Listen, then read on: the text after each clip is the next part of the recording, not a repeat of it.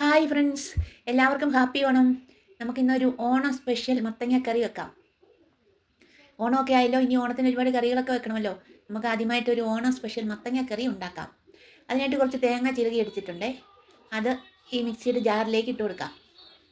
അതിൻ്റെ കൂടെ കുറച്ച് ചെറിയ ഉള്ളി, വെളുത്തുള്ളി, കാന്താരിമുളക് ഇത്രയും കൂടി മിക്സിയുടെ ജാറിലേക്ക് ഇടാം. കുറച്ച് മഞ്ഞൾപ്പൊടി കൂടി മിക്സിയുടെ ജാറിലേക്ക് ഇടാം. അതിൻ്റെ കൂടെ കുറച്ച് ചെറിയ ജീരകം കൂടി മിക്സിയുടെ ജാറിലേക്ക് ഇടാം. ഇനി നമുക്ക് അതിനുള്ള ആവശ്യത്തിനുള്ള വെള്ളം കൂടി ഒഴിച്ച് നന്നായിട്ട് നരച്ചെടുക്കാം.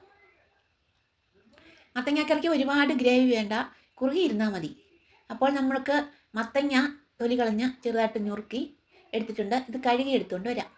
നമ്മുടെ മത്തങ്ങ നന്നായിട്ട് കഴുകി എടുത്തുകൊണ്ട് വന്നിട്ടുണ്ട്. ഇത് നമുക്ക് ഈ ചട്ടിയിലേക്ക് ഇട്ട് കൊടുക്കാം. കറി വെക്കുന്ന ചട്ടിയിലേക്ക് നമുക്ക് ആദ്യമായിട്ട് മത്തങ്ങ വൃത്തിയാക്കി വെച്ചിരിക്കുന്നത് ഇട്ട് കൊടുക്കാം. അതിലേക്ക് നമുക്ക് അരപ്പ് ചേർക്കാം. മത്തങ്ങ ആദ്യം വെള്ളം ഒഴിച്ച് വേവിക്കേണ്ട കാര്യമില്ല, മത്തങ്ങ തന്നെ വെള്ളമാണ്. അങ്ങനെ വേവിച്ച് കഴിഞ്ഞാൽ ഒരുപാട് ചാറായി പോകും, ഗ്രേവി അധികം വേണ്ടല്ലോ. അപ്പോൾ നമുക്ക് ഈ മത്തങ്ങയിലേക്ക് അരപ്പും കൂടി ചേർത്ത് സ്വല്പം വെള്ളം കൂടി ചേർത്ത് അങ്ങ് വേവിച്ചാൽ മതി. അപ്പോൾ കണക്കിനുള്ള ഗ്രേവി ആയിട്ടിരിക്കും. ആവശ്യത്തിനുള്ള ഉപ്പും കൂടി ഒഴിച്ച് നമുക്കിത് മൂടി വെച്ച് വേവിക്കാം. അധികം വേവൊന്നുമില്ല, പെട്ടെന്ന് തന്നെ വെന്ത് കിട്ടും മത്തങ്ങ. മത്തങ്ങ പെട്ടെന്ന് വേകുന്ന ഒരു സാധനമാണ്. അപ്പോൾ നമുക്കിതിനി മൂടി വെച്ച് വേവിച്ചെടുക്കാം. അപ്പോൾ മത്തങ്ങ വെന്ത് വരുമ്പോഴേക്കും നമുക്കതിനുള്ള എണ്ണ ചേർക്കാനുള്ള എണ്ണ ചൂടാക്കാം. പാത്രം അടുപ്പത്ത് വെച്ച് പാത്രം ചൂടായി വന്നതിലേക്ക് എണ്ണ ഒഴിച്ചിട്ടുണ്ട്. അതിലേക്ക് നമുക്ക് കുറച്ച് കടുക് ഇട്ട് കൊടുക്കാം. ഇനിയും കുറച്ച് ഉലുവ കൂടി അതിലേക്ക് ചേർക്കാം. കുറച്ച് ഉലുവ കൂടി എണ്ണയിലേക്ക് ഇട്ട് കൊടുക്കാം. ഉലുവയും കടുകും എല്ലാം പൊട്ടി വരുമ്പോഴേക്കും കുറച്ച് ചെറിയ ഉള്ളി ചെറുതായിട്ട് അരിഞ്ഞ് വെച്ചിരിക്കുന്നത് കൂടി ചേർക്കാം. ഉള്ളി മൂപ്പിച്ചെടുക്കാനായിട്ടാണേ. അപ്പോഴേക്കും നമ്മുടെ മത്തങ്ങക്കറി ഒന്ന് നോക്കാം. ഇതാ മത്തങ്ങക്കറി നന്നായിട്ട് വന്നിട്ടുണ്ട്. നല്ല വെന്ത് നല്ല സൂപ്പറായിട്ടുണ്ട്. നമ്മുടെ ചെറിയ ഉള്ളി നന്നായിട്ട് മൂത്ത് വന്നിട്ടുണ്ട്. അതിലേക്ക് കുറച്ച് വത്തലമുളക് ഇട്ട് കൊടുക്കാം. മുറിച്ച് വെച്ചിരിക്കുന്ന വത്തലമുളകും കുറച്ച് കറിവേപ്പിലയും കൂടി ഇട്ട് കൊടുത്ത് എല്ലാം കൂടി നന്നായിട്ട് വറുത്തെടുക്കാം. അതിലേക്ക് നമുക്ക് ചെറിയ വെച്ചിരിക്കുന്ന കുറച്ച് തേങ്ങ കൂടി ചേർക്കാം. തേങ്ങ കൂടി വറുത്തെടുക്കാം.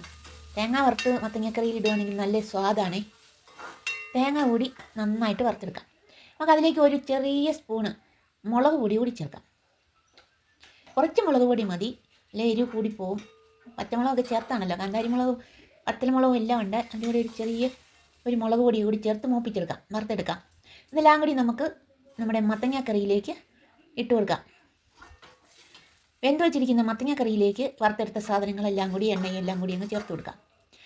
അങ്ങനെ നമ്മുടെ മത്തങ്ങക്കറി റെഡിയായി കേട്ടോ. നല്ല സ്വാദുള്ള കറിയാണേ. തേങ്ങയൊക്കെ വറുത്തിട്ടപ്പോഴേക്കും നല്ല സ്വാദുണ്ടായിട്ടുണ്ട് കേട്ടോ. സൂപ്പർ കറിയാണ് മത്തങ്ങക്കറി. സ്വാദുണ്ടോ, ഉപ്പുണ്ടോ, എരിവുണ്ടോ എന്ന് നോക്കാം.